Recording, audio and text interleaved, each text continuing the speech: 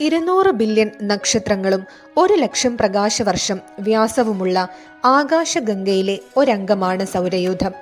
ആകാശഗംഗയിലെ സർപ്പിള ശാഖകളിലൊന്നായ Orion ശാഖയിലാണ് സൗരയൂഥത്തിന്റെ സ്ഥാനം. സൗരയൂഥ സ്ഥാനം നക്ഷത്ര സാന്ദ്രത കൂടിയ കേന്ദ്രഭാഗത്താകാതെ ഗാലക്സിയുടെ ബാഹ്യശാഖയിലായത് ഭൂമിയിലെ ജീവന്റെ നിലനിൽപ്പിന് സഹായിക്കുന്ന ഒരു ഘടകമാണ്. 4.568 ബില്യൺ വർഷങ്ങൾക്ക് മുൻപ് ഒരു തന്മാത്രാ മേഘത്തിന്റെ ഗുരുത്വ തകർച്ചയിൽ നിന്നാണ് സൗരയൂഥത്തിന്റെ ഉത്ഭവം. ഈ തന്മാത്രാ മേഘത്തിൽ സൗരയൂഥം രൂപം കൊണ്ട പ്രദേശം അഥവാ പ്രീ സോളാർ നെബുല ഇടിഞ്ഞു ചുരുങ്ങിയപ്പോൾ ഭ്രമണ വേഗത വർദ്ധിപ്പിച്ചുകൊണ്ട് അതിന്റെ കോണീയ പ്രവേഗം നിലനിർത്തി. ഈ നെബുലയുടെ കൂടുതൽ ദ്രവ്യവും കേന്ദ്രഭാഗത്താകയാൽ ചുറ്റുഭാഗത്തെ അപേക്ഷിച്ച് കേന്ദ്രത്തിൽ താപനില വർദ്ധിച്ചു വന്നു. പരിണാമത്തിന്റെ ഈ ഘട്ടത്തിൽ ഇതൊരു ടിറ്റൌരി നക്ഷത്രമായിരുന്നു. 50 ദശലക്ഷം വർഷം കൊണ്ട് പ്രാഗ് നക്ഷത്രത്തിനുള്ളിലെ മർദ്ദവും താപവും വർദ്ധിച്ച് കേന്ദ്രത്തിലുള്ള ഹൈഡ്രജൻ ആറ്റങ്ങൾക്ക് അണുകേന്ദ്ര സംയോജന പ്രക്രിയ തുടങ്ങാൻ കഴിയുന്ന അവസ്ഥയിലെത്തി. ഇതോടെ സൂര്യൻ ഒരു മുഖ്യധാര നക്ഷത്രമാകുന്നു. സൗരയൂഥത്തിൽ 8 ഗ്രഹങ്ങളും അവയുടെ 160ഓളം ഉപഗ്രഹങ്ങളും 5ഓളം കുള്ളൻ ഗ്രഹങ്ങളുമുണ്ട്. ഇതിനു പുറമെ ഉൽക്കകളും വാൽ നക്ഷത്രങ്ങളും ഗ്രഹാന്തരീയ പടലങ്ങളും കാണാം. ബുധൻ, ശുക്രൻ, ഭൂമി, ചൊവ്വ എന്നിവയെ ഭൂസമാന ഗ്രഹങ്ങളെന്നും വിളിക്കുന്നു. ഇവയിൽ പ്രധാനമായും അടങ്ങിയിട്ടുള്ളത് പാറകളും ലോഹങ്ങളുമാണ്. 4 ബാഹ്യഗ്രഹങ്ങളെ വാതക ഭീമന്മാർ എന്നു വിളിക്കാം. വ്യാഴം, ശനി എന്നിവയിൽ ഹൈഡ്രജൻ, ഹീലിയം എന്നിവയാണ് പ്രധാന ഘടകവസ്തുക്കൾ. ഏറ്റവും പുറമേയുള്ള യുറാനസ്, നെപ്റ്റ്യൂൺ എന്നിവയിൽ ജലം, അമോണിയ, മീഥൈൻ എന്നിവയുടെ ഹിമരൂപങ്ങളാണ് പ്രധാനമായും അടങ്ങിയിട്ടുള്ളത്. ഭൂമിയാണ് പ്രപഞ്ചത്തിന്റെ കേന്ദ്രമെന്ന് വിശ്വസിച്ചിരുന്ന ജനങ്ങൾക്കിടയിലേക്ക് സൗരകേന്ദ്ര പ്രപഞ്ച സിദ്ധാന്തത്തിന്റെ ആദ്യ സൂചനകൾ നൽകിയത് ഗ്രീക്ക് തത്വചിന്തകനായ അരിസ്റ്റാർക്കസ് ആയിരുന്നു. തുടർന്ന് Copernicus, Kepler, Galileo Galilei, Isaac Newton എന്നിവർ ഈ സിദ്ധാന്തത്തെ വിപുലീകരിച്ചു. ദൂരദർശിനിയുടെ കണ്ടുപിടുത്തവും ബഹിരാകാശ പേടകങ്ങളും അന്തരീക്ഷത്തെയും ഗ്രഹങ്ങളെയും നക്ഷത്രങ്ങളെയും കുറിച്ചുള്ള പുതിയ കണ്ടെത്തലുകൾക്ക് തുടക്കമിട്ടു. സൗരയൂഥത്തിന്റെ മാതൃനക്ഷത്രമാണ് സൂര്യൻ. G2 മഞ്ഞക്കുള്ളൻ വിഭാഗത്തിൽ വരുന്ന ഒരു മുഖ്യധാര നക്ഷത്രമാണിത്. 3,32,900 ഭൂപിണ്ഡത്തിന് തുല്യമാണ് സൂര്യന്റെ ദ്രവ്യമാനം. അണുസംയോജനം മൂലമുണ്ടാകുന്ന ഊർജ വിദ്യുത് കാന്തിക തരംഗങ്ങളുടെ രൂപത്തിൽ പുറത്തേക്ക് പ്രക്ഷേപിക്കുന്നു. സൂര്യനിൽ നിന്നും പ്രകാശത്തോടൊപ്പം ചാർജിത കണങ്ങളും അഥവാ പ്ലാസ്മയും വികിരണം ചെയ്യപ്പെടുന്നുണ്ട്. ഇത് സൗരവാതം എന്നറിയപ്പെടുന്നു. ഭൂമിയുടെ കാന്തിക മണ്ഡലം സൗരവാതത്തെ അതിന്റെ അന്തരീക്ഷത്തിൽ കടക്കാതെ തടയുന്നു. ആന്തരഗ്രഹമായ ബുധനാണ് സൂര്യനോട് ഏറ്റവും അടുത്ത ഗ്രഹം. സൗരയൂഥത്തിലെ ഏറ്റവും ചെറിയ ഗ്രഹവും ഇതുതന്നെ. ഉപഗ്രഹങ്ങളില്ലാത്തതും അന്തരീക്ഷമില്ലാത്തതും ഇതിന്റെ മറ്റൊരു സവിശേഷതയാണ്. ഏറ്റവും ചൂടുകൂടിയ ഗ്രഹമാണ് ശുക്രൻ.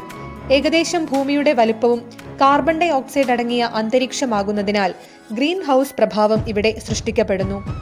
ആന്തരഗ്രഹങ്ങളിൽ ഏറ്റവും വലുതും സാന്ദ്രത കൂടിയ ഗ്രഹവും നമ്മുടെ ഭൂമിയാണ്. ദ്രവരൂപത്തിലുള്ള ജലമണ്ഡലവും ഫലകചലനങ്ങളും ഭൂമിയുടെ പ്രത്യേകതയാണ്. ഓക്സിജൻ അടങ്ങിയ അന്തരീക്ഷം ജീവന്റെ നിലനിൽപ്പിനെ സഹായിക്കുന്നു. ഭൂമിയുടെ പ്രകൃതിദത്ത ഉപഗ്രഹമായ ചന്ദ്രൻ തന്നെയാണ് ആന്തരഗ്രഹങ്ങളിലെ ഏറ്റവും വലിയ ഉപഗ്രഹം. അറിയപ്പെട്ടിടത്തോളം സൗരയൂഥത്തിലെ ജീവനുള്ള ഏക ഗ്രഹം ഭൂമിയാണ്. മറ്റൊരു ഗ്രഹമായ ചൊവ്വ സൂര്യനിൽ നിന്നും 1.5 ജ്യോതിർമാത്ര അകലെ സ്ഥിതി ചെയ്യുന്നു. ഉപരിതലത്തിൽ നിന്നു കാണുന്ന ഒളിമ്പസ് മോൺസ് പോലുള്ള അഗ്നിപർവ്വതങ്ങളും ചില വിള്ളൽ ഗർത്തങ്ങളും ഫലകചലനങ്ങൾ ചൊവ്വയിൽ കാണാം എന്നതിന്റെ സൂചനയാണ്. മറ്റ് ഗ്രഹങ്ങളുടെ എല്ലാം കൂടിയ പിണ്ഡത്തിനേക്കാൾ 2.5 മടങ്ങ് അധികമുള്ള ഗ്രഹമാണ് വ്യാഴം. സ്വയം താപം ഉൽപ്പാദിപ്പിക്കുന്ന ഗ്രഹമാണ് വ്യാഴം. ഗ്രേറ്റ് റെഡ് സ്പോട്ട് കാണുന്നതും ഇവിടെ തന്നെ. ഗാനിമീഡ്, കാലിസ്റ്റോ, അയോ, യൂറോപ്പ എന്നിവ ഭൂസമാന ഗ്രഹങ്ങളുടെ സവിശേഷതകൾ പ്രകടിപ്പിക്കുന്നു. സൗരയൂഥത്തിലെ ഏറ്റവും വലിയ ഉപഗ്രഹമാണ് ഗാനിമീഡ്. ശനിയെ മറ്റ് ഗ്രഹങ്ങളിൽ നിന്നും വ്യത്യസ്തമാക്കുന്നത് അതിനെ ചുറ്റിക്കിടക്കുന്ന വലിയ വലയമാണ്. സൗരയൂഥത്തിലെ ഏറ്റവും സാന്ദ്രത കുറഞ്ഞ ഗ്രഹവും ഇത് തന്നെ. ടൈറ്റൻ, എൻസിലാഡസ് തുടങ്ങിയ ഉപഗ്രഹങ്ങൾ അഗ്നിപർവ്വതം പോലുള്ള പ്രവർത്തനങ്ങൾ നടത്തുന്നുണ്ട്. ഏറ്റവും കൂടുതൽ ഉപഗ്രഹങ്ങൾ ഉള്ള ഗ്രഹമാണ് ശനി. കാന്തിവൃത്തത്തിൽ നിന്നും 90 ഡിഗ്രി ചരിഞ്ഞാണ് പരിക്രമണ പഥം എന്നതാണ് യുറാനസിന്റെ പ്രത്യേകത. വലിപ്പം കൊണ്ട് 3-ാം സ്ഥാനത്തായ യുറാനസിന്റെ പ്രധാന ഉപഗ്രഹങ്ങളാണ് ടൈറ്റാനിയ, ഒബിറോൺ, എംബ്രിയൽ എന്നിവ. സൂര്യനിൽ നിന്നും 30 ജ്യോതിർമാത്ര അകലെയാണ് നെപ്റ്റ്യൂണിന്റെ സ്ഥാനം. ദ്രവ നൈട്രജന്റെ നീരുറവകൾ ഇവിടെ കണ്ടെത്തിയിട്ടുണ്ട്. സൗരയൂഥത്തിൽ സൂര്യനെ ചുറ്റുന്ന ചിഹ്നഗ്രഹങ്ങൾ എന്നറിയപ്പെടുന്ന പാറ, ലോഹം, കാർബൺ എന്നിവയാൽ നിർമ്മിതമായ ക്രമരഹിതമായ ആകൃതിയിലുള്ള ചെറിയ വസ്തുക്കളുമുണ്ട്. ഭൂരിഭാഗവും ചൊവ്വയുടെയും വ്യാഴത്തിന്റെയും ഭ്രമണപഥങ്ങൾക്കിടയിലാണ് സ്ഥിതി ചെയ്യുന്നത്. വാൽ നക്ഷത്രങ്ങൾ അഥവാ ധൂമകേതുക്കൾ മഞ്ഞുകൊണ്ടുണ്ടാക്കിയ ക്രമരഹിതമായ ആകൃതിയിലുള്ള വസ്തുക്കളാണ്. ഇവ സൂര്യനോടടുക്കുമ്പോൾ ഐസ് ബാഷ്പീകരിക്കപ്പെടുകയും പിന്നിൽ മനോഹരമായ ഒരു വാൽ രൂപീകരിക്കപ്പെടുകയും ചെയ്യുന്നു. ഗ്രഹങ്ങളെക്കാൾ ചെറുതും ചിഹ്നഗ്രഹങ്ങളെക്കാൾ വലുതുമാണ് കുള്ളൻ ഗ്രഹങ്ങൾ. നമുക്ക് ഏറ്റവും അടുത്ത് സ്ഥിതി ചെയ്യുന്ന കുള്ളൻ ഗ്രഹം സിറസ് ആണ്.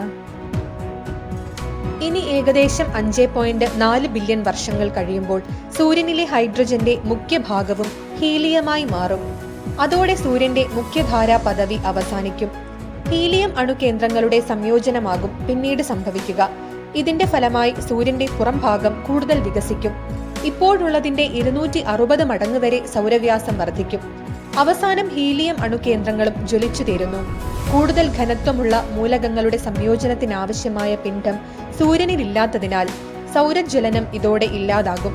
പുറം പാളി അടർന്ന് ഒരു ചുവന്ന കുള്ളൻ നക്ഷത്രമായി സൂര്യൻ മാറുന്നു. അതിനാൽ സൗരയൂഥം അതീവ വിശാലവും അത്ഭുതകരവുമായ ഒരു സംവിധാനമാണ്. സൂര്യൻ സംരക്ഷിക്കുന്ന ഈ ഗ്രഹസമൂഹം മനുഷ്യജീവിതത്തിന്റെ പ്രത്യക്ഷമായ ജ്ഞാന സാധ്യതകളാണ്.